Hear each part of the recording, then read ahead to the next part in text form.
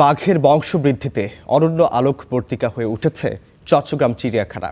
প্রজননের অসাধারণ সাফল্যে মাত্র এক জোড়া বাঘ থেকে বেড়ে এখন দাঁড়িয়েছে 17টিতে, যা দেশের যে কোনো চিড়িয়াখানার মধ্যে সর্বোচ্চ।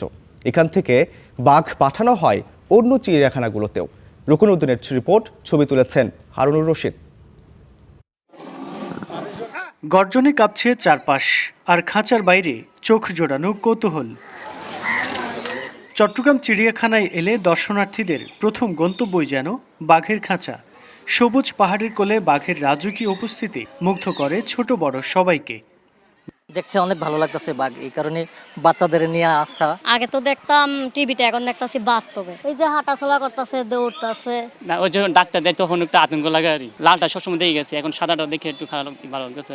এটা একটা ভয়ঙ্কর একটা প্রাণী, এটা সরাসরি দেখে ভালোই লাগলো। প্রকৃতিতে যখন বিলুপ্তির হাত থেকে বাঁচতে রীতিমতো যুদ্ধ করতে হচ্ছে বনের প্রতাপশালী এই প্রাণীকে, সেখানে চট্টগ্রাম চিড়িয়াখানা যেন রীতিমতো বাঘের প্রজনন কেন্দ্র।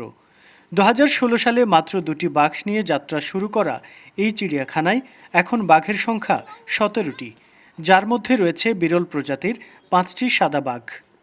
আমাদের এখানে সবচেয়ে বেশি বাঘ, এবং চট্টগ্রামের বাঘ তো একটা অ্যাম্বাসেডরের মতো হয়ে গেছে, এবং আমাদের প্ল্যান আছে যে অন্যান্য জু এবং সাফারি পার্ক যেখানে বাঘ লাগবে আমরা প্রাণী বিনিময়ের মাধ্যমে এই বাঘগুলো এক্সচেঞ্জ করার চেষ্টা করব।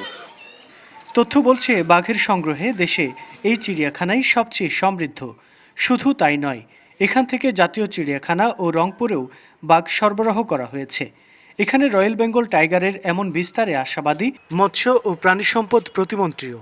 এই বাঘগুলি বাংলাদেশের ঐতিহ্য, এটিকে সংরক্ষণ করা, এটাকে ব্রিডিং করা, কীভাবে এগুলিকে আমরা বাড়াতে পারি সেই বিষয়গুলি বিবেচনা নিয়েই আমরা পদক্ষেপ নিব, এবং নতুন নতুন প্রাণী এইখানে কিভাবে সংযোজন করা যায় এবং আশপাশের এটার পরিধি কিভাবে বাড়ানো যায় সেই ব্যাপারে সকলের সাথে কথা বলব।